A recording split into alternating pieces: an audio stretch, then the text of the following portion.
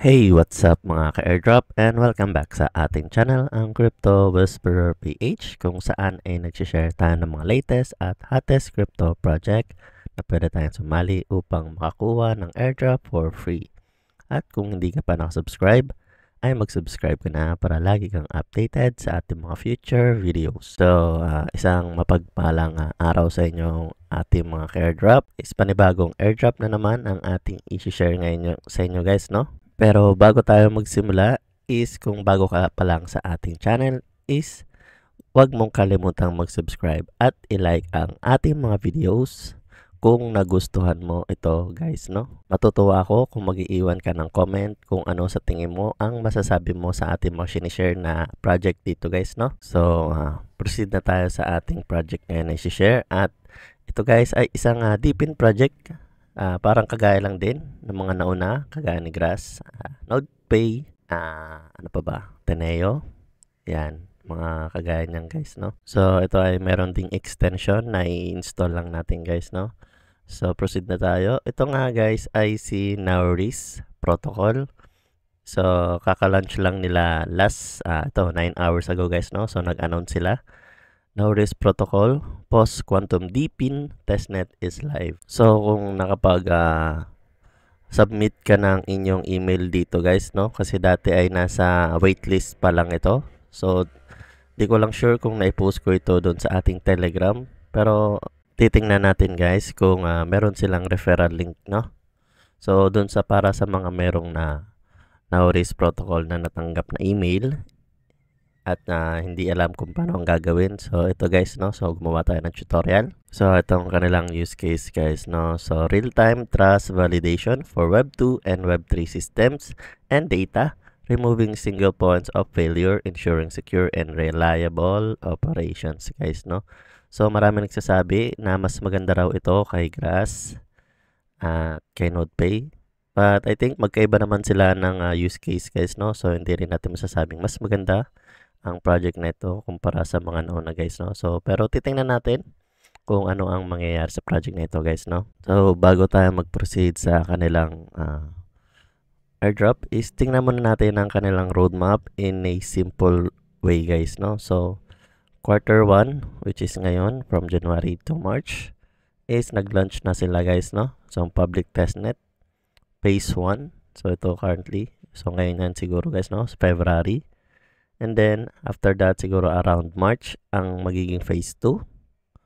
So, and then after noon, before matapos ang quarter 1, is magkakaroon na ng TGE and airdrop guys, no? So, mabilisan lang ito na airdrop guys, no? So, early pa tayo. So, kaka-launch lang. Wala pang isang araw. And then, pagkatapos noon ay ang kanilang public mainnet around quarter 2 na guys, no? So, kalagitnaan ng quarter 2. So, at least meron na tayong idea kung kailan ang kanilang magiging TGE airdrop guys, no? And then, chinek ko rin ito sa CryptoRank.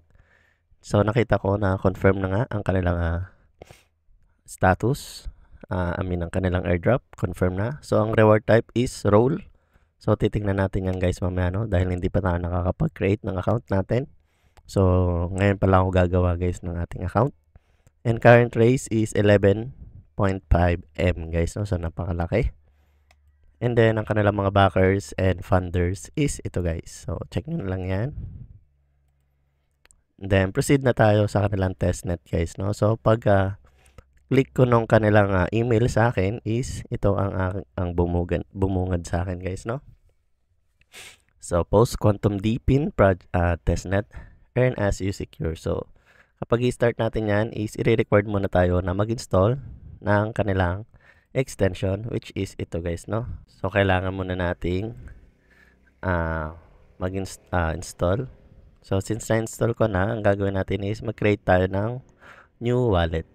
So, mag-create lang ako guys. So, nakapag-create na tayo ng wallet guys. And na-save na natin yung ating seed phrase. And then, nire-record din pala kayo na magkaroon ng referral code. So, in case na kailangan nyo guys is meron tayong ilalagay dyan sa baba. If available yung referral system dito kay Nauris guys, no? So, di pa natin sigurado. Then, okay na nga guys, no? So, magla-login lang tayo. Then, ayan guys, ano bang meron dito? Then balik tayo dito. So start na natin ng testnet.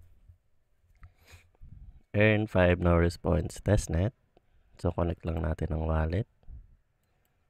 Yan, extension. Okay. So install Nauris protocol node. Meron na yata tayo eh. Meron pa. Meron pa palang iba. Okay, so yan, additional na naman. So iba yata yung kanilang node sa kanilang wallet guys, no? So after nun, log in with X. Ayun, ano ba to? So log in with X daw. Authorize. Then babalik yan. And then follow. Okay, will be directed. So basic lang guys. So sundan lang natin ang kanilang so naka-follow na tayo dyan. Claim points. So dito sa isang node guys, so Nauris node, itong protocol browser security node is ito turn on lang natin yan. And then mag-earn na tayo ng points guys, no? Ano? Kita nyo? So working na yan. Kaya kung check natin testnet dashboard is dito tayo mapupunta. So ano pa ba mga working? Itong 3D mesh dashboard pa lang ang working yata. Ayun, working naman lahat. Security, earnings, referral, rewards, explorer. And then yung referral link, pwede kayo mag-refer guys, no? So yung link, pwede naman pala. So yung link is nasa baba guys. Check nyo na lang. At sumali na kayo. Dahil super early pa nito guys, no?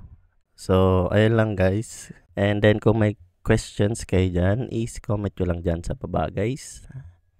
At nang masagot natin, iyan guys, no? So ayun lang. Kung nagustuhan mo ang ating video for today is don't forget to give it a like.